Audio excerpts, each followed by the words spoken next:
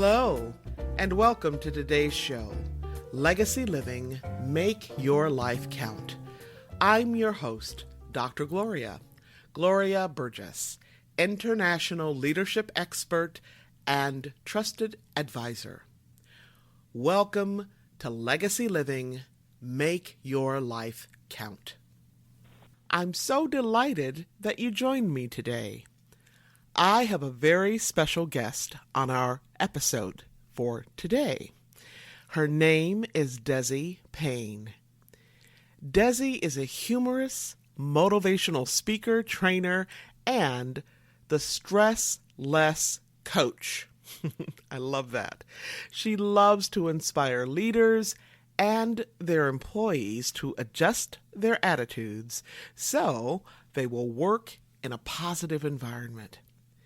As a stress-less coach, she helps people let go of the stress that is robbing them of their joy so they can enjoy life. I just love that. I love the idea of it. Now, Desi instills joy and laughter into all of her programs. She is also a John Maxwell team member, traveling internationally to coach people to be better leaders. She also teaches Youth Max in schools, helping youth become great leaders. Today's topic is all about letting go, a topic that is near and dear to my heart. And I can't think of a better person, a better leader, a better human being to address this topic than Desi Payne. Now, I met Desi a few years ago. We're both part of the John Maxwell team, and I met Desi as part of a mentoring series for leaders. In fact, I met her because she had been selected from a pool of about 20,000 or so leaders. That's a lot of folks. She had been selected to be interviewed for the impact that she was making on the world. And when I met Desi and heard her speak about her passion, she was just on fire about it. So I can't wait to host my friend and fabulous colleague, Desi Payne. Now, before I bring Desi in, I want to just take a moment to connect the dots between today's topic, letting go, and legacy living. Now, there are many ways that letting go connects to legacy living, which you'll hear more about later in the show. For now, let me just say that legacy living is a way of being and a way of living in the world so that we make the conscious choice to be the difference we want to see in the world. We make the conscious choice now, not in some distant future. We make that choice day in and day out, 365, 24/7. Okay, again, I'll tell you more about that later. Let me bring in my friend and colleague, Desi Payne. Well, Desi, I want to welcome you to this podcast. I'm so grateful to have you as my very special guest today. And I would love to talk with you about what's happening with you right now. I know that we're both dreamers, and we're going to focus today on never giving up on your dreams. So I just, again, want to welcome you. And would you just tell us a little bit about you, Desi, and why never giving up on your dreams is important to you? Sure. Well, thank you, Gloria, for having me. And I would probably have to say I am a big dreamer. In fact, sometimes my husband just shakes his head when I throw out one of the things or two of the things or a dozen things that I'm going to be planning on doing. And he just, again, shakes his head thinking, I just can't believe you. I think I've always been that way. Maybe because, on the disc chart, I'm a high D, but yeah, I am a big dreamer. I love achieving things and adventure and being creative. I think being creative is one of my favorite things to do. If you say, why don't you come up with something new with whatever it is, then, I'll just run with it. So Yeah, I love dreaming big dreams. And the thing is, through the course of my life, I've had to learn not to give up on those dreams because you know what we both face, and those are obstacles. Absolutely. Absolutely. So, Desi, would you tell us about? I know you're a writer, you're a speaker, and you have a fairly recent book out called Do You Work with the Living Dead? I love that title. So, can you tell us a little bit about the book? Sure. Well, I started writing that actually a couple years ago because I started teaching workshops on attitude in the workplace. And one night I walked through my living room Hmm. and one of those zombie shows were on. And I don't get into zombies at all, but my husband and my daughter were watching one. Hmm. And I just kind of shook my head like, oh, I don't believe this. But then the more I thought about it, every time I walked through the room, it just reminded me of people that drag themselves through life and have negative, bad attitudes. Mm. And it was a springboard for even expanding on the workshop that I did. And so I wrote the book, and it's pretty much how to survive among lifeless and negative people in the workplace. But then what's interesting is not only do I give strategies on how to work with these what I call workplace zombies, the book is also about what to do if you get infected. And that's one of the things a lot of people will even approach me with after they've read the book. They say, I got this book because of these people I work with. But then they say this. They say, you know what, when I was reading the book, I came to the realization that I needed to look at myself. Mm. And I thought, wow, that was even, icing on the cake for me once it was done. But I guess when you go back to dreams, I would say probably, 25 years ago, if I were to walk into Barnes and Noble bookstore, I would say out loud to anyone that was with me, someday I'm going to have books in a Barnes and Noble bookstore. Mm. And I said that out loud to people for years and years and years and years. So it was actually especially a thrill for me last October when it was published. And I was in Cincinnati, and I was at the world's largest, it's the world's largest Barnes and Noble book signing. I think there were like 26 authors there, and I got Wow. to take part of that. Congratulations. Thank you. So that was a huge win for me to have the book published and go through that process. And once you publish one book, you get the bug to write another. And so yes, I ended up writing book 2. Well, good for you. And I know that in your notes, you talked about this book being a finalist, a top 10 finalist. Yes. So at the probably in the spring, I found out that my book was in a business category, to win an award. So it's in like the top 10 finalists to win an award with the publisher, which is huge if your book wins an award.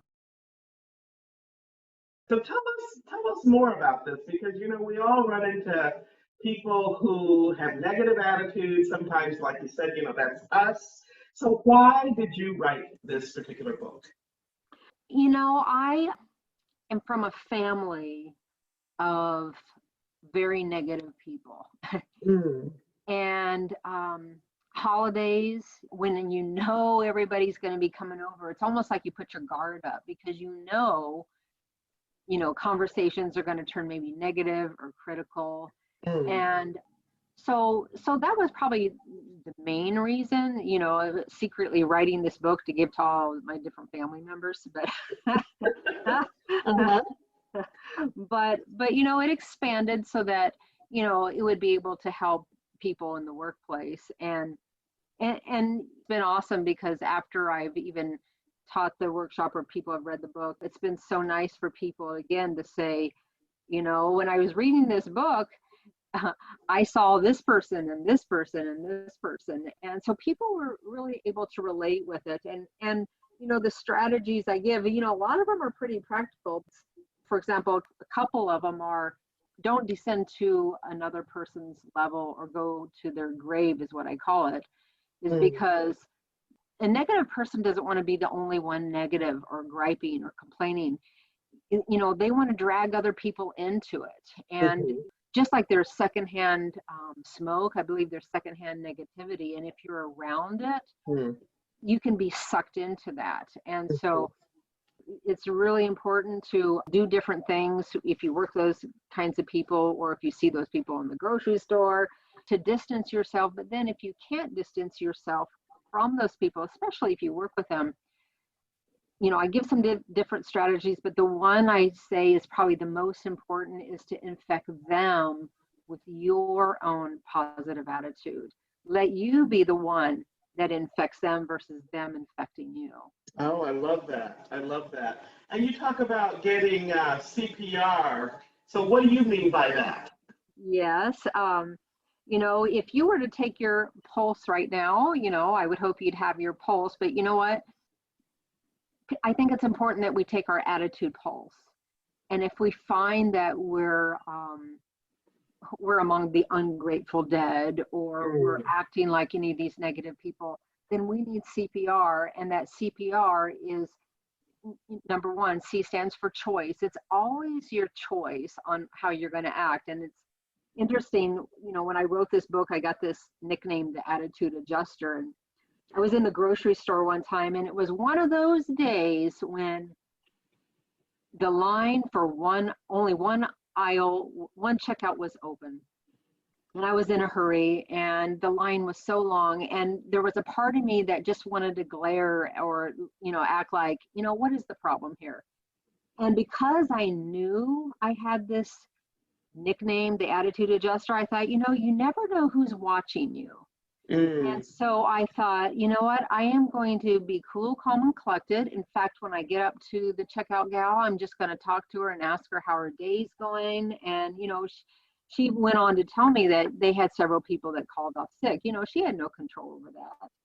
And so it taught me a lesson that day that you really do have the ability to take control in a situation where your attitude's concerned. So in CPR, C stands for choice and P stands for perspective. Mm. It's so important to always have the right perspective. And I've had the wonderful privilege about a year ago to speak with Nick Vujicic at an event in Texas, to 15,000 youth. Mhm. And every time I see Nick, I always think, I have so much to be grateful for. I mean, here's Nick Vujicic, a man without arms and legs. Yes. And and we lose perspective very easily when we get up in the morning not thinking how grateful we should be for every single thing that we have. And if you are grateful, if you have the right perspective, it's going to affect your attitude. And Mhm. then R in CPR stands for reboot your brain. Mm. And so, if, for example, if your computer is not acting right, or it's stuck, you get aggravated with it, and Yes. so you have to reboot it. So Mhm. you have to hit Control, Alt, and Delete. Well, that's what you have to do with your attitude. You have to reboot your brain. You have to control what you're thinking about, alternate those thoughts with good thoughts, and then that will delete those negative thoughts. So that's a part of rebooting your brain. And then another part of rebooting your brain is humor and laughter. Incorporating more humor and laughter into your life, because anytime you laugh, it really does reboot your brain, because your brain chemistry changes. So that's essentially CPR for your attitude. Uh-huh. Well, I love that. And so someone gave you the name of the attitude adjuster?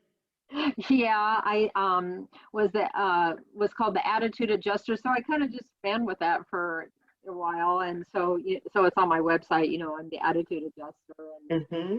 and so yeah, and then it keeps me in line. That's so important, Desi. And I love the CPR approach. Could you go through the C and the P and the R again? Because I know that there are people out there taking notes. Okay. Sure, Can you sure. walk us through that again, please? C stands for choice. Mm-hmm. It's always your choice on what kind of attitude you're going to have. I mean, you choose that attitude no matter what is happening around you. P stands for perspective. And a lot of that has to do with gratitude. And Mm-hmm. then R stands for reboot your brain. And I think there's two ways to reboot your brain. One is to control what you're thinking about Mm-hmm. in your thoughts. And the other way to reboot your brain is with laughter, because when you do laugh, it does change your attitude, let alone change the chemistry of your brain to make you feel better. Yeah, so thank you. And I know, when I think about perspective, this little thought runs through my mind. When we change our perspective or how we look at things, then the things around us actually begin to change. That's so true. That is right. Yeah. So I hadn't planned on asking you this question, so if you don't want to answer it, just tell me. But I love how you talk about, rebooting your brain and using humor. Uh, Right. and you and I had, we talked a while ago in another interview, and you talked about your background as being a clown. Sure, sure, sure, sure. So actually, you know, that has a lot to do with the dreams in my life. After I graduated from college, I got a job at a hospital and I did not like it at all. I mean, it was very stressful, but I ended up staying in that job for a very long time. And then after that job, the door opened to another job, which is funny. I was the complaint department, but I actually loved that job, Mhm. and it was always challenging. But had I left, had I left that job, I would not have had the opportunity for my life to change, because that door opened Mhm. up to a whole new life for me. Because while I was working at the hospital, there was a professional clown. And when I would get complaints from patients, I would, call them up and say, I mean, he was on staff. I'd say, hey, I need you to go see this patient because they're really grumpy. And he would go in, do his magic, and it was amazing. Well, one night he was at a banquet where I was actually performing as the entertainer, and I was a mime. And I did my mime skit, and he came up to me. I mean, he made a beeline right up to me afterwards, and he asked me, "Who taught you how to do that?" Mhm. And I said, To do what?" And he said, "Well, what you did on the stage." And I said, "I don't know. I don't know, taught myself. I did it." And he said, "Have you ever thought about going to clown college?" And I thought, "Oh my goodness, that is the dumbest thing I've ever heard." And my husband hates clowns. That is crazy. Oh no.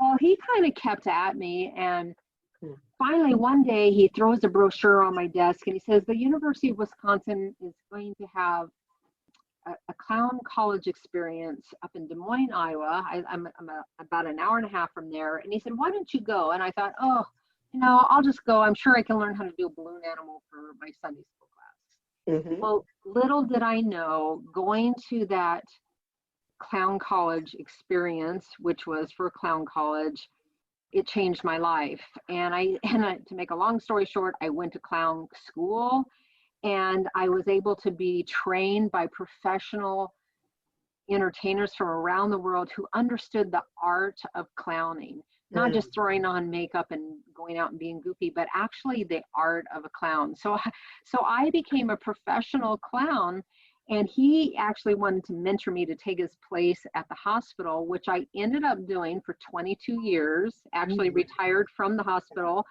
as from a professional clown last December. But I saw cancer patients, kids. I worked in the emergency room, ICU. I worked all over that hospital as a professional clown. And then little did I know, doors were going to open. I ended up being a guest performer with Ringling Brothers. I worked on Royal Caribbean cruise lines, and I was in high demand for schools to come and teach kids about character, anti-bullying. And so, I mean, I worked literally full time, a lot of times 5 and 6 days a week in clown makeup. And I did that. I mean, it was a very, very rewarding occupation. And with all that said, I learned the power of laughter. I learned the power of humor and what it does to a person when you make somebody else smile and make somebody else laugh. So my background has a lot to do with helping people laugh and smile. And so thankfully that has come into my speaking world and my career. And that has actually helped me a great deal on being very busy as a speaker. Yeah. So You just never know, right? You never know. And you know what? It's interesting. One morning I was watching Good Morning America and Jay Leno was on, and it was one of those feel good shows where he was giving away one of his mini cars to a veteran. You know, you had the tears in your eyes, but he said something that caught my attention. And he said this. He said, "If I have not gone through a day without making somebody smile or laugh, I Mm-hmm. have not done my job." Mm. And I thought, what a great philosophy to Yes. adopt into your own life. I Yes. mean, to be intentional about every day helping somebody else smile or laugh. And I tell you, if you have that philosophy, it will change your attitude about life. It will change your attitude in a day if that is your goal, to help other people smile and Yes. laugh. Yes. I love that. Well, thank you. Thank you for sharing that. And you talked earlier about sharing the stage with Nick Vujicic.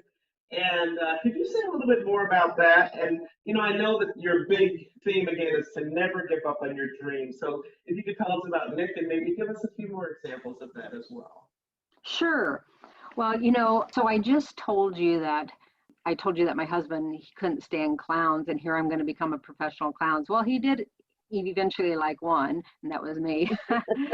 But I'll never forget the night that I told him, you know what, I'm going to join the John Maxwell team. I'm going to become a motivational speaker. And he looked at me and he said, "Oh my goodness, I can't stand motivational speakers." No.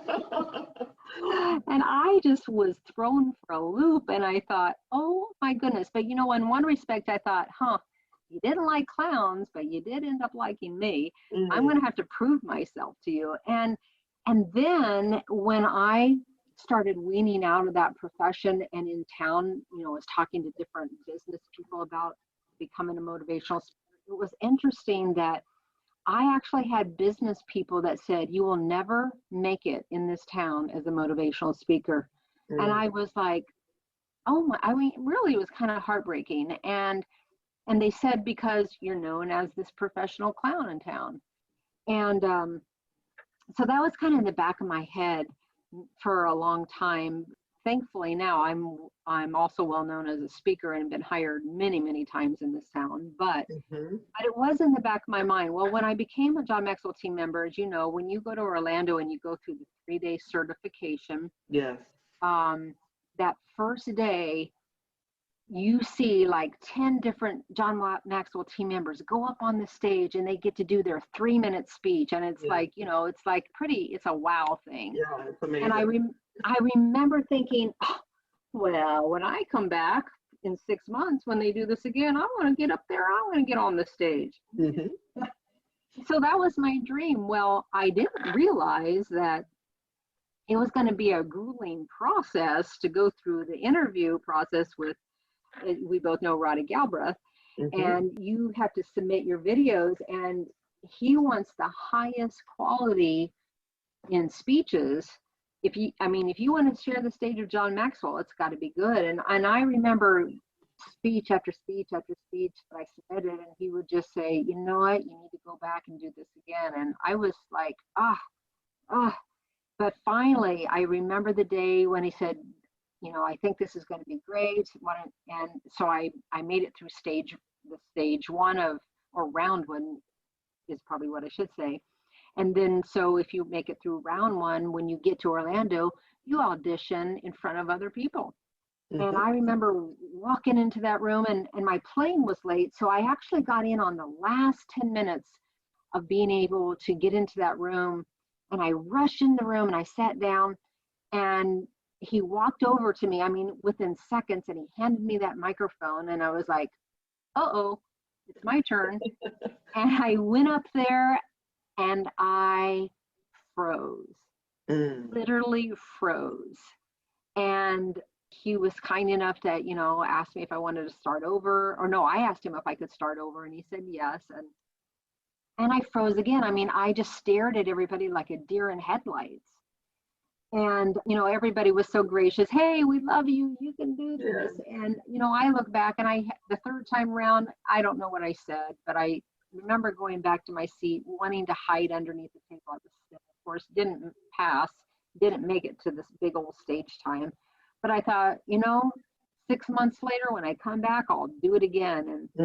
And went through the whole grueling process of submitting video after video after video. And then, you know, I made it through the process. And so when I got there again, you know, I felt more confident. But when I got up on the stage about halfway through, I noticed that my legs were shaking so bad that it tripped me up. And I just stared out at everybody again because I totally couldn't remember what I had just said. I mean, it freaked me out. And I remember walking out and thinking, this is not for me. I'll never do this again. I'll never come back again.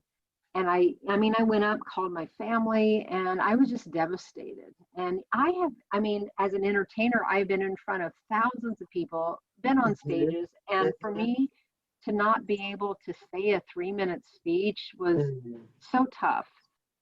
And so a couple months later, I am actually speaking at a college to new college students, and I'm speaking to them ironically about their dreams in their life and how they should never give up on their dreams. And literally, while I am speaking to them, I'm having this conversation in my brain, and I'm saying to myself, how can you talk to these kids about never giving up on a dream when you gave up on your own dream? You're a hypocrite.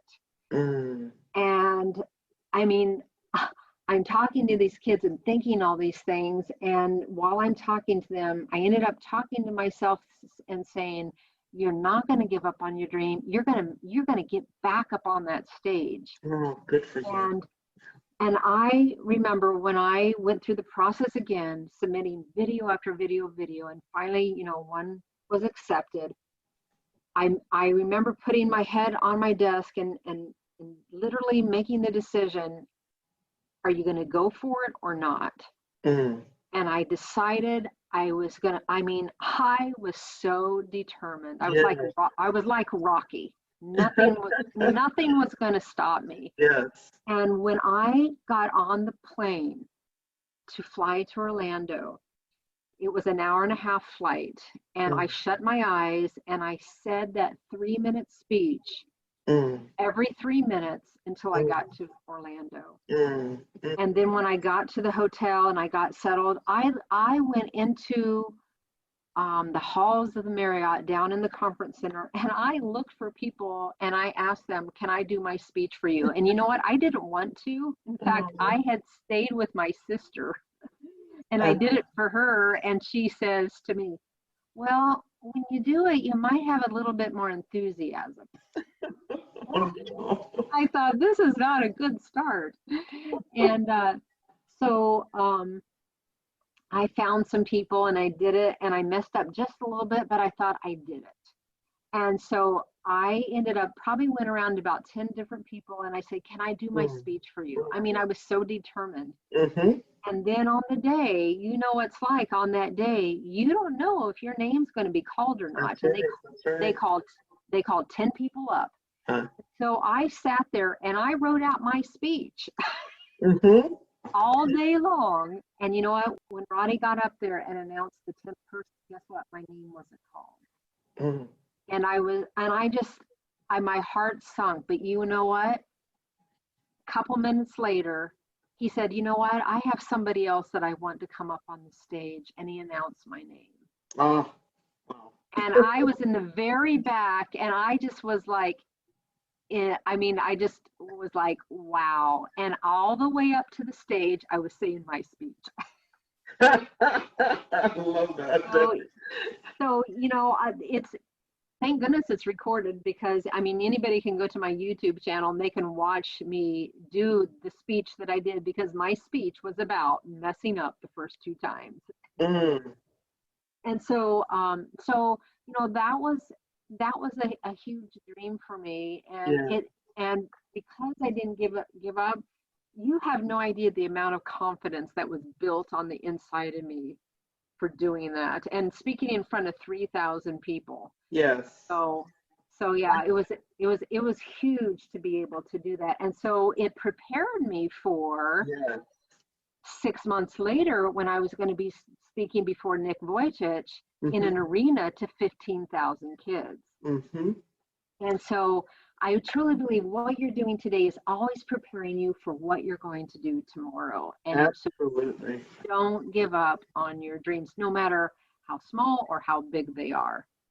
I love that. I was just writing as you were talking, like not once, not twice, but three times, and Yeah. self-talk and just getting up there and having the courage, present yourself again and again and again. And I do know what that process is like, so I'm reliving it with you. So congratulations. I love the image of Rocky because at the end, I'm just imagining your hand just up in that, big V that he does, right? Well, well, what's funny is after the speech, I did jump up and down. So, and then Roddy says, finally. Oh, So yeah, you'll have to go on YouTube and watch my John Maxwell stage speech. well, congratulations. I know that story is such a powerful story because so many times we have a dream and a lot of us don't get started, right? But Right. those who do, it's not like an overnight instant thing. You have to really, really work Yeah. hard and stay in there and, stay committed. So congratulations, Desi.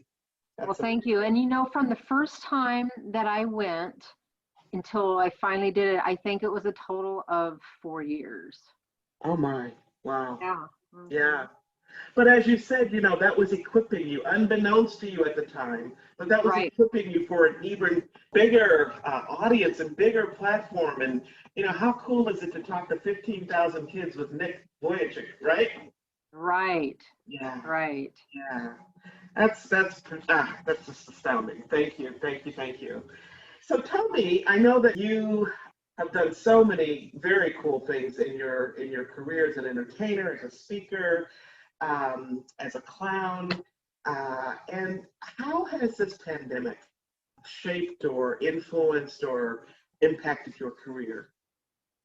Well, it's actually impacted it in a huge way because my last speaking event was March 6th. Mm-hmm. And in March and April through the summer, I had a record number of speaking events. I mean, I was blown away by how many I was booked. Mm-hmm. And it was like overnight. I mean, it seemed like overnight Mm-hmm. they were all canceled. Mm-hmm. And I started getting the calls, getting the emails to the point where literally everything was canceled. And until I think this week will be my first speaking event that I will be live, which I'm so excited. They have no idea the amount of energy that I'm going to be bringing to them. Uh-huh. But yeah, and so, it gave me a huge perspective. Because of the way I'm paid through my corporation, I was not able to get even unemployment. And so it gave me a different perspective on what happens when you have no money coming in. Mm. And my husband and I also own a business in our local mall. And for 2 months, the mall was closed, but we still had to pay a huge rent, internet, insurance, and all that. And there was a couple times I literally got in my car to take it to the car dealership and say, I have to give my car back. And so I have a new perspective on being on the side of having really serious financial needs, Mm-hmm. and how you're going to adapt and deal with that. And so a couple of the things that I did, because I hate to waste time, and especially since I wasn't working, I spent a lot of time. My YouTube channel was Stress Busters, so I did a lot of those. And then I wrote my second book, which is ironically about stress. So it's called Give Me Some Chocolate, I'm Stressed. I love that title. And it's from a faith perspective. So it's faith-filled strategies on how to refuel, recharge, and reduce stress. So it'll be published in January. But I also had an opportunity, because I needed to work. My mother, bless her heart, I had the opportunity to help her fulfill one of her dreams. And at 79 years old, my mother decides to open a restaurant during COVID. Mm-hmm. So I just decided I was going to go all in and help her and get this going. Mhm. And it opened and it's going well. And now with speaking of events that are going to be starting actually this week, I'll be weaning myself out of that. But I've been able to spend time with my mom, be a blessing to her. So yeah, it's been a very interesting year for all of us. Yes, ma'am, indeed. And it sounds like you are learning a lot, and I'm just praying for you that you will have those speaking engagements that were canceled earlier. Just that your calendar just continues to fill for the rest of this year and beyond, Desi. Thank you. And so I just want to thank you again for joining us today. Desi, you are positively amazing. I love just the breadth of your background. I love your passion. I love that you're a woman of faith. And just thank you so much for never, never giving up on your dreams. Thank you so much, Gloria. All right. Thank you. Thank you. So inspiring. Clearly, Desi is an amazing leader. She makes a difference in her own life and in the lives of so many others in her family, her community, and throughout the world in her work as the Stress Less Coach. To learn more about Desi's work, you can go to her website, and that's www.desipayne, and that's DESI www.desipayne.com. Okay? Again, I'm going to spell it for you because I know we have listeners all over the world, and I want you to be sure to get this. It's www.desipayne, DESIPAYNE.com. You can also check out Desi's books. And I love these titles. Do You Work for the Living Dead? Right? And another title is Give Me Some Chocolate. I'm Stressed. Now be sure to connect with Desi directly as well. You can do that by going to her YouTube channel, which is called Stress Busters. Very, very cool. Okay, if you're just joining us, I'm Dr. Gloria, and this is Legacy Living, Make Your Life Count. We just heard from my very special guest, Desi Payne, motivational humorist speaker, trainer, leader, author, and fabulous John Maxwell team member. If you want to make your life count, if you want to be the change you seek, be sure to listen to this show again and again. And hey, be sure to tell somebody, right? Tell your friends, your family, your coworkers, all right? You can find me right here on iTunes, Audible, Alexa, SoundCloud, iHeart, TuneIn, Spreaker.com, Talk Network Radio, and so many other places. Be sure to tune in again next time. Now, before I close, I just want to give a shout out to all the women, men, and our young people all around the world. Because you know what? We are the ones. We are the ones we have been waiting for. What do I mean by that? Here's what I mean. Don't wait. Do not wait for somebody else to step up to make things happen in your life. Because you know what? They might not step up. In fact, they might not even know you're waiting for them, right? To do something. But you can be the one. Can I just tell you something? You are the one. You are that person in charge of you. You are the one who can make a difference in your own life so that you can model and make a difference in the lives of people in your life. Your sister, your brother, your mom, your dad, your auntie, your uncle, your teacher, your boss. You are the one. You know something? It is truly amazing how much impact we have as leaders in the workplace, in our communities, and in our own family, especially in our family. That's where it all begins, right? Leading begins exactly where you are, with you, your spouse, with your own children, right in your own kitchen, around the dinner table, helping out with homework, when you go to church, or when you go out shopping.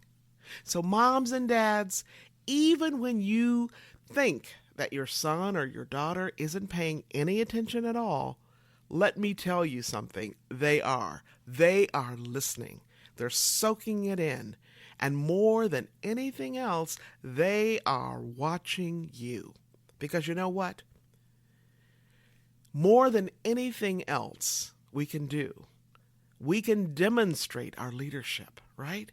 And leadership is caught, not taught. That's right. Leadership is caught, not taught. Now, let me be really clear. Your children are scoping you out. They observe everything you are and everything you say and everything you do. Most importantly, know that they are watching you to see if what you say and what you do match up. Now, our actions really do speak much, much louder than our words. A good friend of mine, who's a former CEO, always says, as a parent or as a leader in any context, your walk has got to talk louder than your talk talks. Let me repeat that. She says, your walk has got to talk louder than your talk talks. Why is that? Because that's how we build the bridge called trust. That's how we strengthen our bond with those we love. That's how we deepen our relationships, one step at a time, inch by inch, mile by mile, and smile by smile, at home, at work, and in any area of our life, every single day. 365, 24/7. So, how is your walk lining up with your talk? You know what? It is never too late to get your walk and your talk synced up, to get your act together, so to speak, right? So you can take it on the road. So don't beat yourself up if you kind of had a misstep here and there, right, with your walk and your talk. Okay? It's never too late to get it together and put it on the road so that you can make the difference in someone else's life that only you can make. Remember this. How you live is how you lead. Now, if you happen to miss any part of this week's episode or last week's, you can simply download the recording and listen to it at your convenience. You can even listen to it on the go. Again, check us out on iTunes, Audible, Alexa, SoundCloud, iHeart, TuneIn, Spreaker.com, Talk Network Radio, and so many other places. You can also listen right here at www.talknetworkradio.com/hosts/legacy living. That's talknetworkradio.com/hosts/legacy living. Now you can find me and learn more about my work and Legacy Living Make Your Life Count by visiting the Gloria Burgess website. And as I've mentioned before, if you love to be inspired, you can actually subscribe to my inspirations right on my website. Just scroll down a little bit, look on the right sidebar until you see the place to add your email address to subscribe to my weekly inspirations. It's that simple. Each week, you get a lovely photograph and a short quotation that inspires you. Or visit me on LinkedIn or on Facebook. At Facebook, you can find me at facebook.com/DR for Dr. Gloria Burgess, PhD. That's facebook.com/DR Gloria Burgess, PhD. You can also find me on the TEDx site and listen to one of my TED Talks. Just type in my name to find me there. All right. Now, once again, Before I close, I just want to thank each of you for tuning in, for allowing me to share a bit about my journey with what legacy living is all about. Not just living and learning, but living and learning and serving so that you make a difference in your own life and in the lives of people wherever you go. It's about being on purpose every single day, 365, 24/7.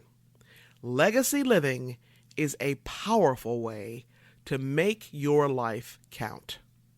Once again, thank you for joining me today.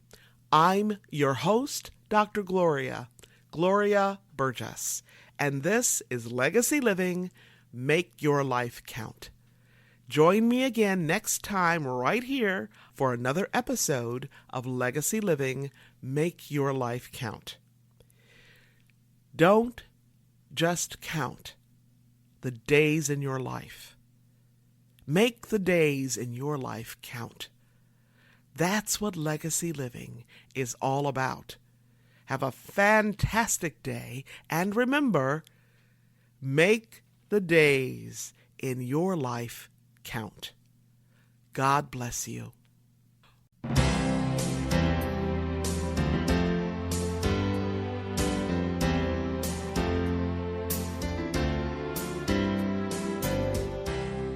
That's our show today. I'm your host, Dr. Gloria Burgess. I hope you'll join me again next time. Until then, don't just count the days in your life. Make the days in your life count. That's what legacy living is all about. Here's to you. Have a fantastic day, and be sure to make it a yes kind of day. Remember to celebrate the music of your life. Make the days in your life count.